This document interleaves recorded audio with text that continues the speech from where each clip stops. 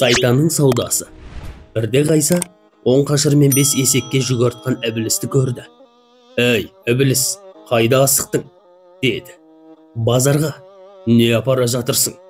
«10 қашыр мен 5 есекке артқан жүгім бар». «Жүгің тым көп екен, сатып үлгересің бе?» «Менің тауарымның қаны жерге тамбай тұр. Пышақ үстіне сатылып кетеді». «Сонша қат болатындай не қылған зат ол?» «Бір есекке өтірік пен жалғанды арттым. Екінші есегіме айла мен қулық сұмдықты теңдедім. Үшінші есектің сандығында зорлық зомбылық жатыр. Енді біріне күншілдік артылған. Талтайып жүре алмай келе жатқан мына есегіме тәкаппарлық пен өзімшілдікті арттым. Менің ең тез сатылатын тауарым осылар». Ғайса күліп: «Бұларың киер киім, не ішер ас емес. Оларды кім алады?» деді. «Сенбесең бірге жүр, өз көзіңмен көресің», деді Ібіліс. Екеуі базарға келді.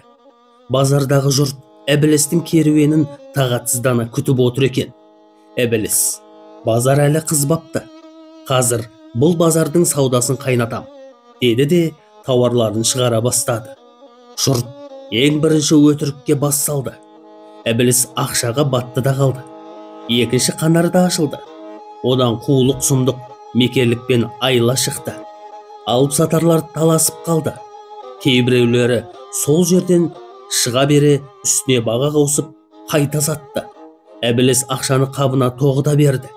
Күншілдік пен іштарлықты күтіп тұрған жұрт үшінші қанарға жабысты.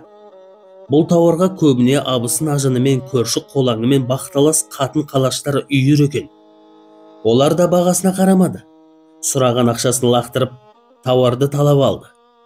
Әкім қаралар зорлық зомбылық салынған қаптарды қашан ашады деп күтіп тұр екен. Ібіліс қаптың аузын ашқанша олар бірін-бірі таптап кете жаздады. Ақшасын тіпті алтынмен төлеп барлығын сатып алды. Ібіліс Ғайсаға қарап: «5-ші қапта ең қымбат тауар жатыр», деді. Ғайса: «Онда не бар?» деп сұрады. «Онда тәкаппарлық пен өзімшілдік жатыр. Оны кім алады?» «Қуыс кеуде, сауатсыз өмірде жолы болмаған, дарынсыз кеудесі надандар осы тауардың құлы», деді. Әдегенше 5-ші қапта ашылды. Тауар сыртқа шашылды. Кілең қуыс кеуде надандарды лап берді. Тауардың бағасы сол жерде қымбаттап бара жатса да алушы азаймады. Керісінше жетпей қалып, арты талас төбелеске ұласты. Мына сұмдықтан шошынған Ғайса: «Ей, малғұн, тауарың бітті ме?» деп дауыстап жіберді. Ібіліс: «Жоқ, 10 қашыр жүк әлі ашылған жоқ.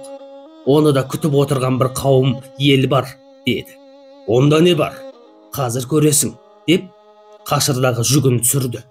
Онда бос сөз, дарақы күлкі, даңғаза той, мәнсіз әзіл, сауық сайран, өсек аяң, мақтаншақтық, ысырапшылдық, жағымпаздық, еріншектік, жалқаулық, салақтық бәрі толып жатыр екен.